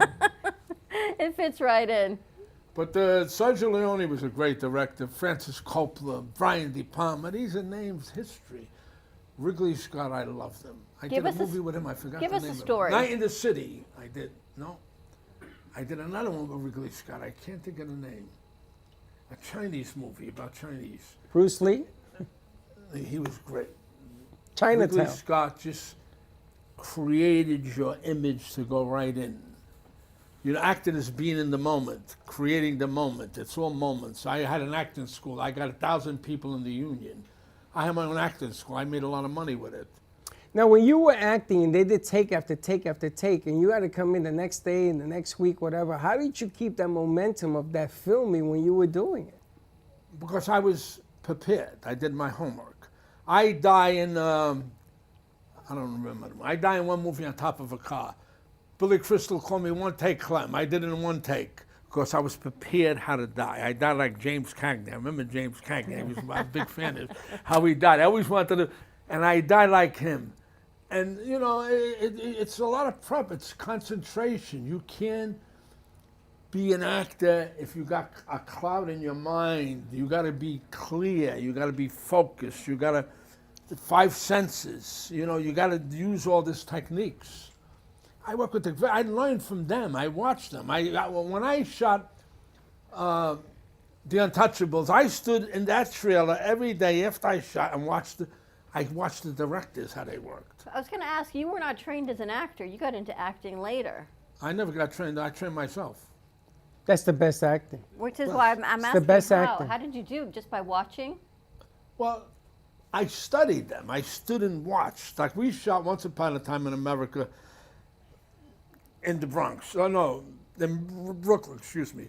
And when we shot that, I stood behind the cameras and watched the directors. I watched the clips. You know, it's very intense. Robert De Niro, if you made a movie with him right now, and this guy talked, he would go, get him off the set. Total focus, intense. That's what it is. You got to be committed. That's why I like your students you got here and your people, because these kids are all interns and they want it. They got the disease, they want it, and they got to have the passion for it. If you ain't got the passion, you can't do it. And you got the fever. You got in, did your first movie, and you said, I'm in to stay. All you could do in life is what you could do. Like you're a host, you do a great job, you come in, you prepare, he's prepared, you just come and shoot the lions out. That's the best way to do it. And I think it's going to work. I feel real positive about it. I'm going to get you my book. I got That's how I lead this parade, is the book. I got De Niro in the book, but we don't mention it's him. I say, Bobby, we started in Little Italy, we thrown snowballs off the roof, we hit Lucky Luciano, Albinano, we hit all the wives guys, they come to kill us. It's just I really like the book. I never pursued it. But you know, it's a different generation. It's a time that doesn't exist anymore. You had the Rat Pack. You had all these movies. Right, You had Robert De Niro. You had the greatest, the best of the best. Movies are different You're right. now. You're Movies absolutely are on the movies money. Now they're second generation. I mean, even Pirates everything's being recreated. It doesn't have to feel of use guys. It doesn't have that old world feel. Yeah, but these guys used to do movies, and they used to do movies over and over again. It was the same click. Everything now, a lot of things are now animated, which is beautiful, but it's not what it used But to it isn't this type of stuff anymore. Once upon a time in America, I shot in Chino Chicad, Rome, Italy, and Sergio Leone broke my balls, man. He made me crazy, this guy. He made me go up and down the ladder 14 times. You know, I got a fever. I got sick. I was sweating. But he wanted to break me because I wasn't on. You know, and I learned from that guy. That guy taught me a lot. I was getting sick. I was sweating. What did he teach you? What did you learn? Concentration, to be in the moment. Acting is being in the moment. Just being that now. You got to be that. That's act. I trained the mob, the Jersey Shore kids, Vinny on that show. He was my student acting school, never mentioned my name. Never mentioned that I trained him. Another guy that's got a shot now, I trained him, I made him an extra. They don't appreciate it, you know. It's not the same. It's not the same anymore. It ain't. There's no The more game old has school. changed. I like It's old not old school. school. I stick with old school. It ain't. I don't like computer. I don't want phones. I don't want taps. I don't nothing. I know these are a contract. I talk on the phone. I feel better. I don't because people talk stupid on phones. You know, they get on the phone. They say crazy things. But it's funny because trying to teach kids old school, we have to make the change because you can't change it. But we Not have with this we world have you're in to. today. We You have can't. to. You're never gonna. We're never gonna change it. No, you're gonna have There to ain't enough because if you people left don't, to change if you don't do the change, then you don't get the best artistic value that they have. So you try to compromise. So you listen, and then. You know, people laugh at me because I do everything old school, and I've heard Josh actually No, tell. you're old school. Old. That's why I like am. you. But I've heard Josh. And she's talk- old school, but new school. I like her with the wand. Now she's a whole lot softer than I am, but in production, I do old school. Josh tells them, you yeah, know- he you does know it. your stuff. He goes, he does it the old way. Let me show you the new way. But the old way we know works. The new way can work. Sometimes it does. Sometimes it doesn't. We talked about this. But a lot of old school is dedication, work ethic, focusing, Commitment. It's all putting the commitment. phones down. We didn't have phones then. You had to focus and be in the moment. When you go to a break, I'm sure now everyone picks up their phones, but you get out of that moment. You break character because you lose your there's a distraction. There's a change of flow of what it is. Everybody has to, you have to focus on the moment. And then you have to focus, and Blue Pill, how are you? And you have to focus on getting things done. That's exactly right. Completion. You need closure. And then sometimes you'll see the work and you say, no, we left something on the table, and they will go back and shoot it again. It's like when we do a mistake, we do a flub, and I go, no, we gotta go again. You gotta go again. Because you only get one shot at doing it right. You get 100,000 shots at doing it wrong. But doing it right, you gotta take that one shot. It's the focus and commitment. Coming in at 9 o'clock in the morning, 8:30 in the morning to be ready at 9. Being the last one to leave at night. Always. And it's funny because a lot of people, they Freddie, I think, want to ask you a question. I'm going to ask both of you, and I'm going to interview you. How did you get into this business? me? Yeah. I was getting divorced. My 14-year-old son, I went to visit him in Tampa. He was playing a video game with 38,000 people watching him play. This is going back 18 years. And I said to him, what are you doing? He says, I'm streaming a video game. I said, streaming a video game? What is that? So I took that idea and I went to AM radio, who at the time was dying. And I says, we got to put video with AM radio. And the rest is history. They let me in. Major League Baseball turned me down. Really? To watching baseball on your phone. Football, the NFL says nobody watches sports on your phone. And they turned me down. And then I met this one at a party we went to, and I asked her to come co-host with me. And for 4 years, she said, no. I got nothing to say, or whatever it was at the time. So I dragged her with me. We did 2 shows, and then whoop, the rest is history. We started in a room the size of a closet with 2 little cameras, 2 little cams, remember? In the dark. Now, how did you get into business? Through him. I actually went to school for this. I actually went to school for communications and psychology. I got my master's in special ed. But I didn't do anything until I met you 12 years ago. And finally, for four years after I met him, someone said, can I interview you? And I said, for what? And they said, oh, we're doing a radio show. I said, who's your producer? And she says, Freddie Santori. I said, why me? She said, it's on health and wellness, and that's what you know. And that was 7 years ago. And here we are, 7 years later. And he said, Well, you stay do a and good come work job. with You're me. very professional. I got to Thank say, you. you got a good operation. I watch a lot. Oh, you're good. You're focused. You're on the money. You just go with the flow. You got to know everything that's going on. I could pretty much tell you everything that's going on in every single room in the studio right now, and over there, as we talk and do a show. Really? I know there's But food. there's I know still- cookies were just But there's delivered. still one thing we ain't done. What haven't we done? We ain't been on the big screen like him. True. The key to it is commitment. Oh, let me show these. Where did these come from? Midnight cookies. Look at these cookies. Thank you to Melora Law Firm. This is a cookie. These are cookies. And they're Cookies. warm. There's a few missing. I think she sent 2 boxes. 2 boxes. They smell amazing. So Chef, thank you to you gotta Bobby make Maloro desserts, and Chef. the Melora Law Firm for these cookies. Tiramisu is one of the, and No, kind we're- of cheesecake. I Just know feel those the bottom two. of the box. They're warm. Wow. These are unbelievable. Oh my gosh. I'm glad Dr. Mary's gone. Wow. Now we're going to all, she'd be like, think about that. Wow. They're not going to think, they're just going to eat it. Right? They're nice and warm, so help yourself. You can Thank cut you, it into Melora Law. pieces and have little pieces. 100%.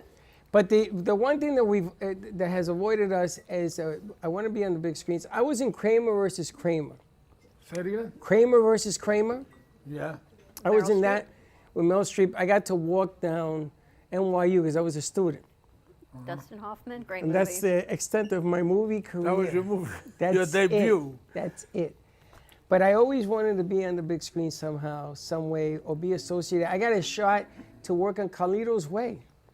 I missed that movie. I was doing 2 other movies at the time. I was in that. I had that movie. Pacino threw me out. I couldn't do it because I had the other commitments. Pacino got mad at me, threw me out. But Carlito's Way was filmed at a studio in Brooklyn, at a club that a friend of mine owned.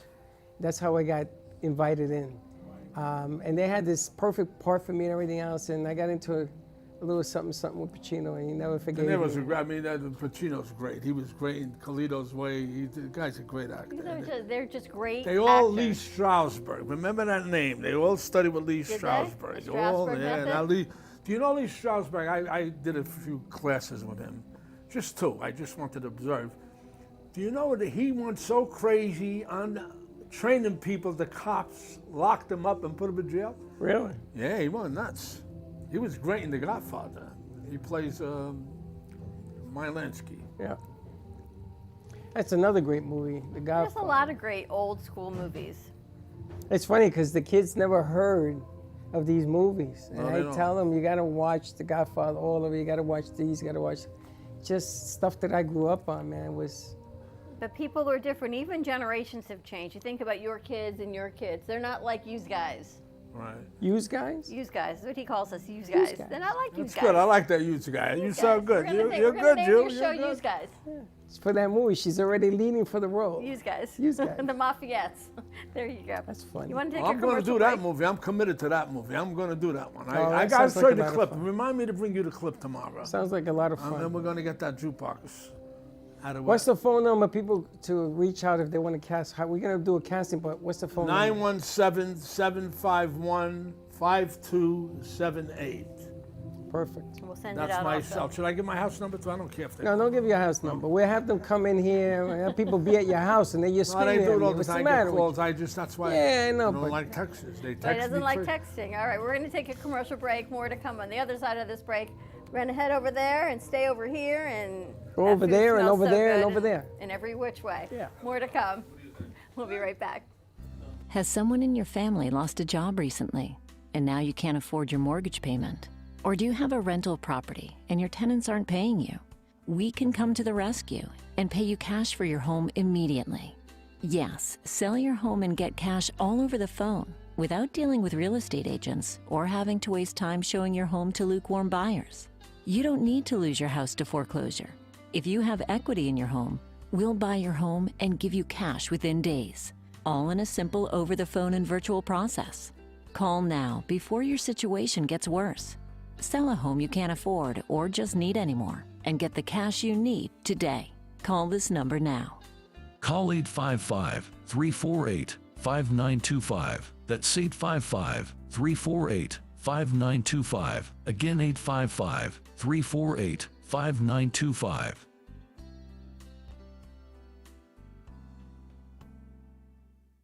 Stephanie Jaffe is a world-renowned artist who creates one-of-a-kind pieces.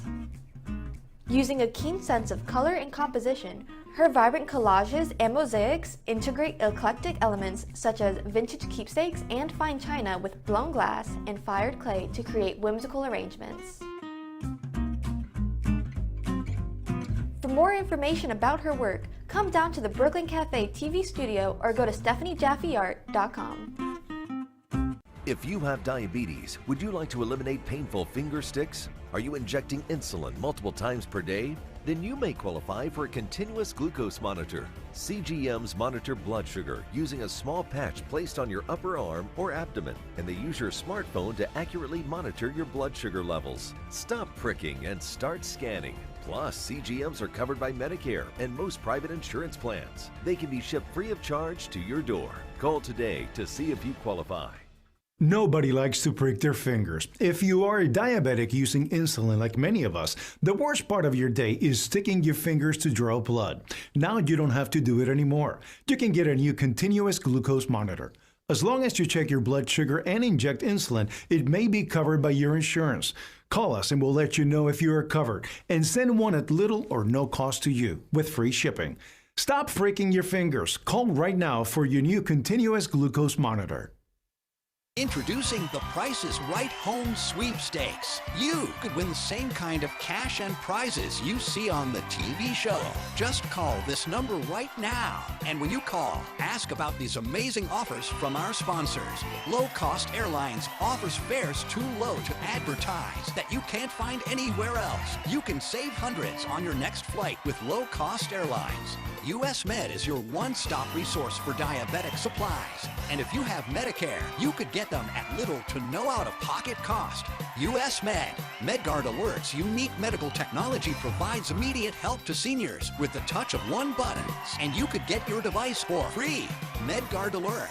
The United Breast Cancer Foundation can use the donation of your old car, truck, or van to help those fighting breast cancer. Pickup is free and you'll get a tax exemption. Call now to enter the Price is Right Home Sweepstakes. Win thousands in cash and prizes and learn more about these great offers. Hey Kaylee, what's up? Hey, nothing, what's up? Nothing, just looking for music for Grandpa I listen to while we're in the car. What's wrong with listen to now?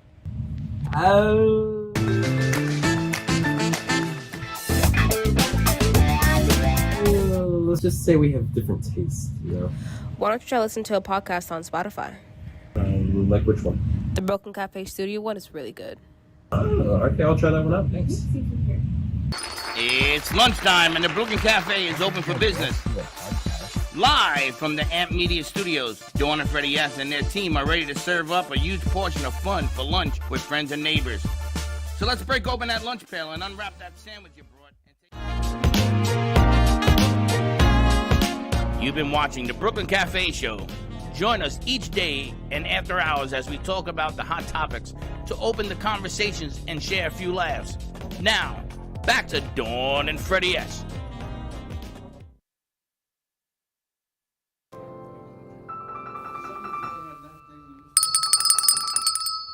And we're back.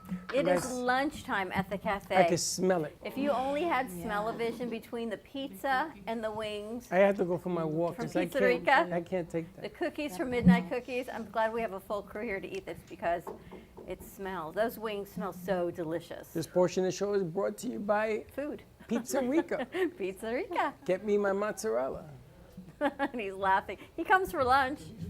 He shows up with the pizza and He everything. comes for lunch. We also have Carolina Ayala and her guest, my lens? Maggie Lens. Maggie Lens. Maggie Lens. Maggie Lens. Yes. Is that one word or two?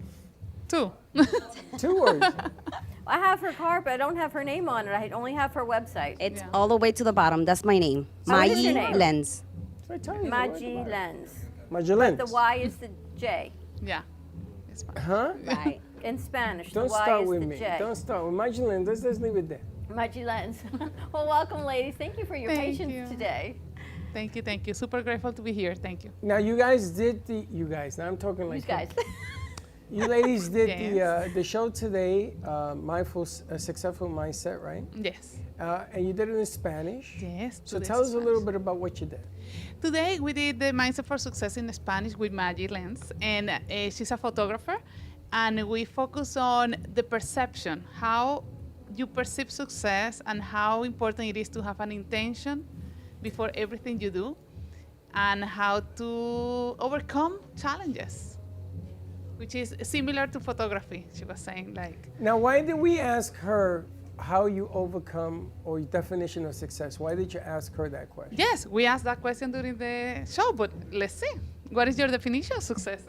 What is Share your with us. definition of success? My definition is failing and getting up again. Failing and getting up again. This is my third business or business ideas, and I didn't give up, and here I am. What were your other two ideas? The first one, my background is in web design, and I opened a business with a partner. It didn't work out. We decided to, after 2 years, to close our doors. Then I opened the little kids, the bounce houses. Well, I had the bounce houses, the popcorn machines, and everything, because I wanted to plan events. My husband has a business as a DJ, and I'm like, oh, I can plan this. And that wasn't my thing. I sold all the equipments, and one day I decided, you know what, I want to become a photographer. And the rest is history. But they're not failures, they're stepping stones to where you are now. Exactly. So that's why Did success you grow up is... in the Bronx, by the way? Me? Yeah.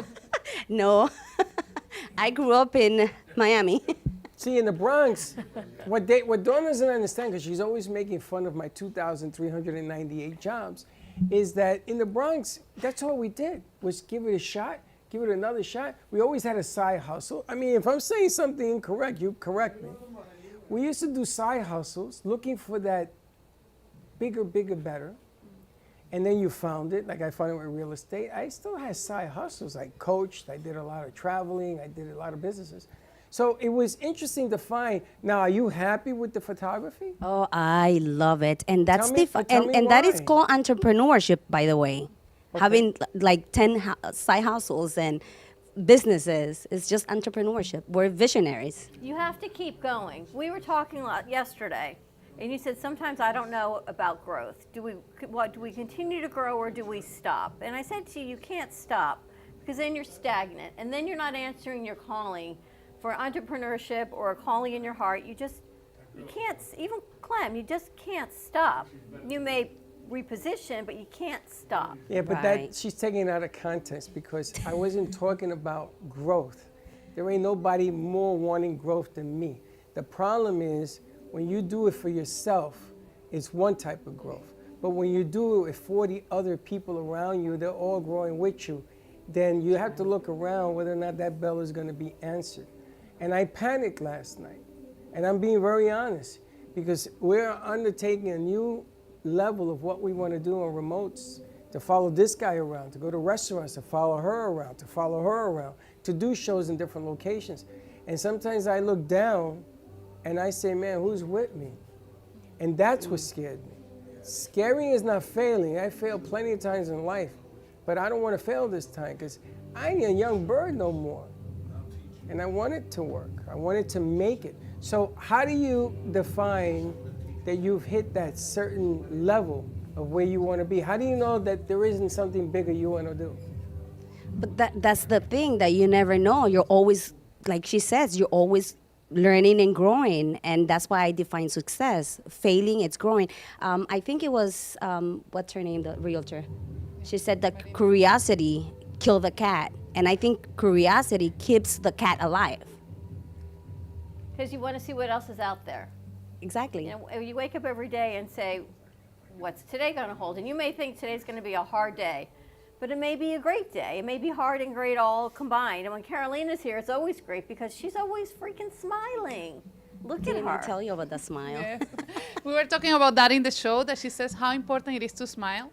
Because when you smile, you send this energy, and people reply to that, right? Mm-hmm. And it's easy to change the day just with a smile. That's true.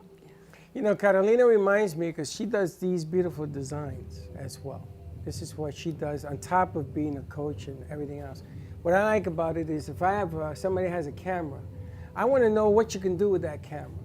I want to know, okay, you could do the greatest pictures in the world. I get it. But then I want to do more. I want to put that camera and throw you out of a plane with a parachute. I want to see that camera up in the sky taking pictures of people up there having a party. It's about the more. It's about, you see this guy here, he did a movie. He didn't do one movie, he did a whole bunch of movies. That's what I like. I like what we do. But to sit here and just do this, it ain't me. That's not what I do. I know. I want to do more. I want to have nonstop shows going on. Right now, that studio has nothing going on. That's not what I want. I want it to be a full house. Keep going. Keep going. What you're describing is an experience. What is it that you want to experience that day? Because maybe we might be taking a picture, you and Freddie and your lovely host, and you might be having a crappy day and she's having just a beautiful day.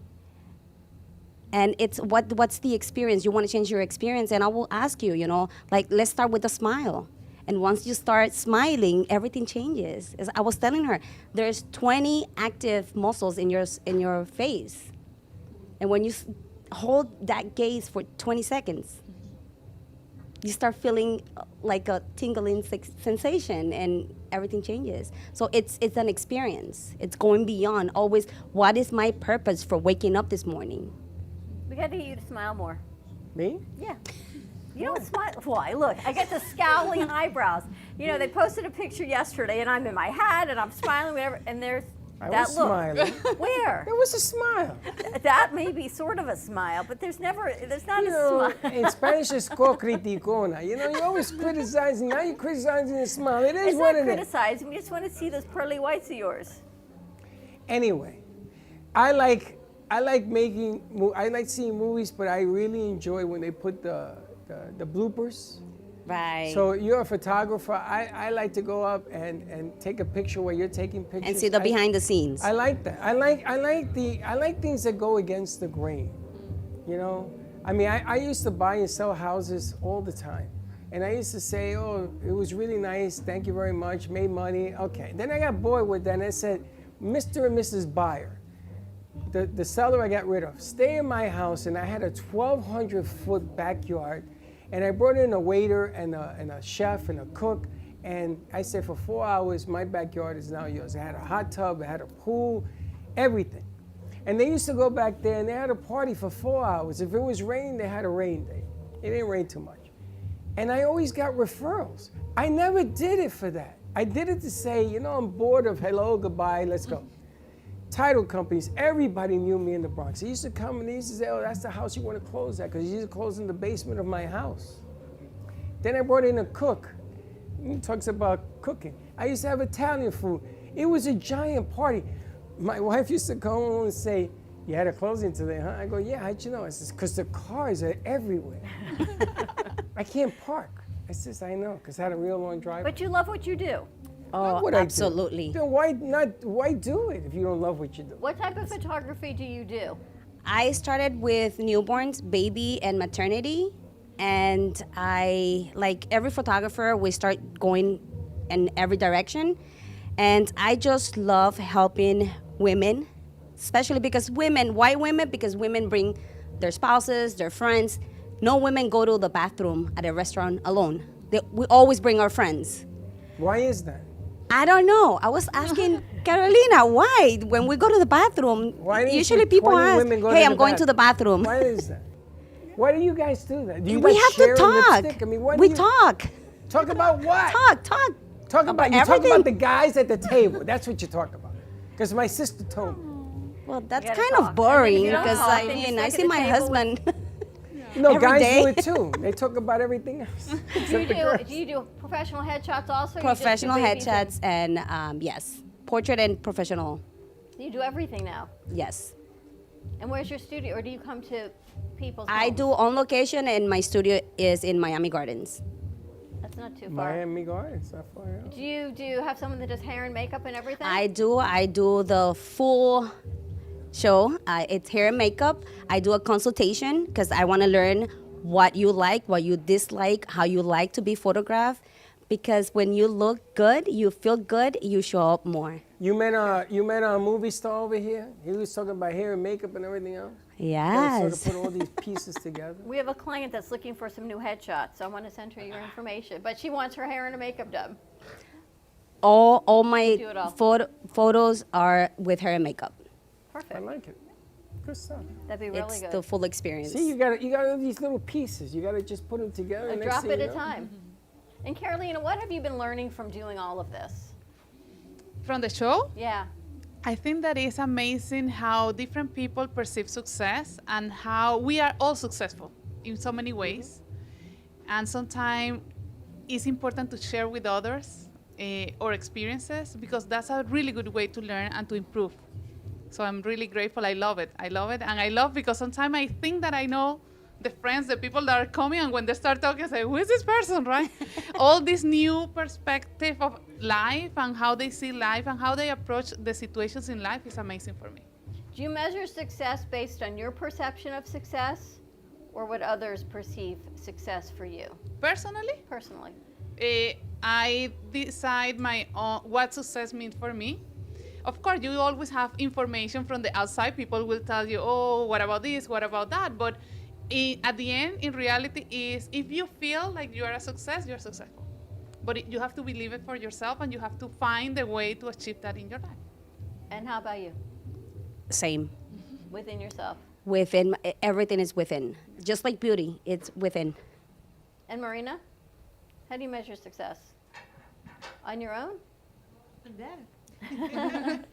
Well, success is something that lights up from within. So success is basically a combination of your failures multiplied by the amount of times, just like you mentioned, how many times you got up and moved on. Now, you were a shrink how long? Oof, that'll put me into the age gap, so no. At least 10 years, 20 years? 10 years. 10 years? Okay, and when you were that person and you were a different person, is success measured in the same format? Success is whatever makes you happy when you get up in the morning.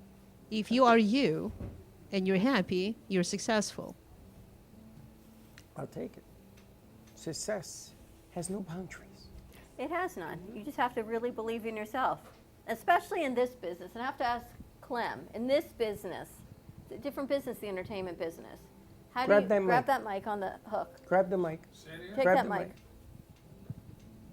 And hold it right underneath How your do you chin. right how do you measure success in the entertainment business? By the amount of movies, by the great directors and co-stars you're with, or internally? Well, my experience is I work with all Academy Award winners. Yeah. I'm in icon movies that'll be played when I'm dead, they'll remember me. Sure. Otherwise, they wouldn't know me. So these movies are icons. I mean, I was with the best of the best. You know, and that's my success. I work with you can't beat who I work with. There ain't nobody better. But you still want more.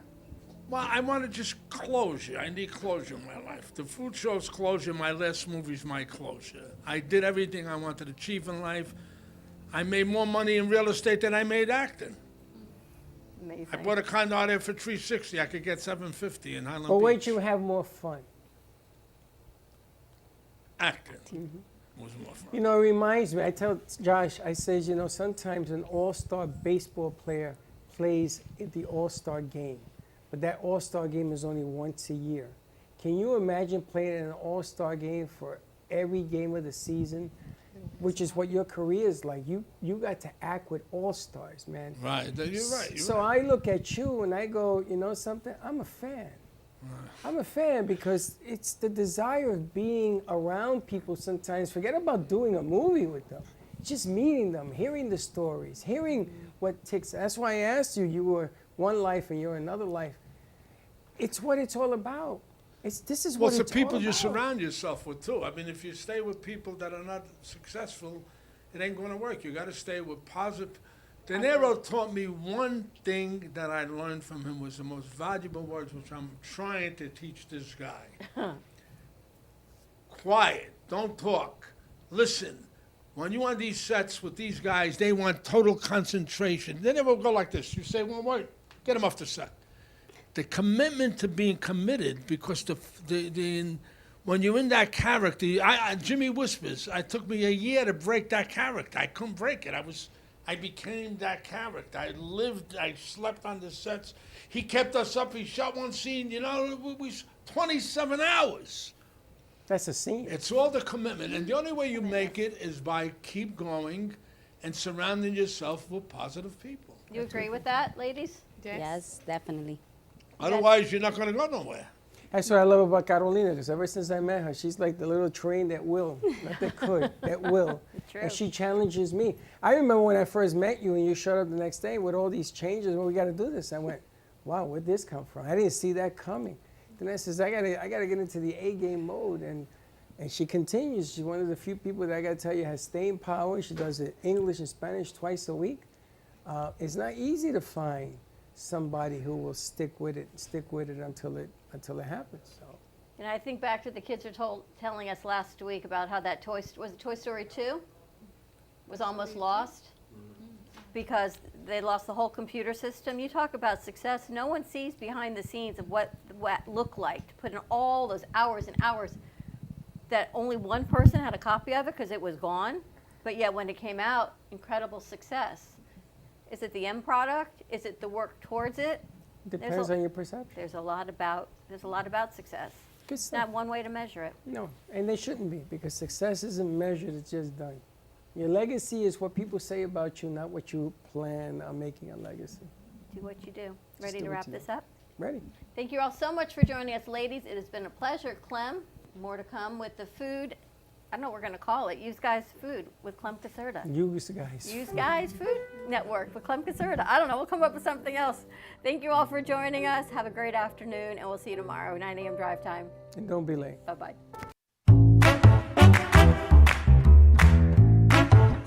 Well, that's about it for today. Even though the show's over, the Brooklyn Cafe is always open for business. You're invited to join the fun every day from 12 to 2. If you missed some of the laughs from today, Dawn and Freddie S. will bring you more good cheer next time. You can follow the Brooklyn Cafe on Facebook at the Brooklyn Cafe TV to rewatch every minute of the show. We'll see you next time.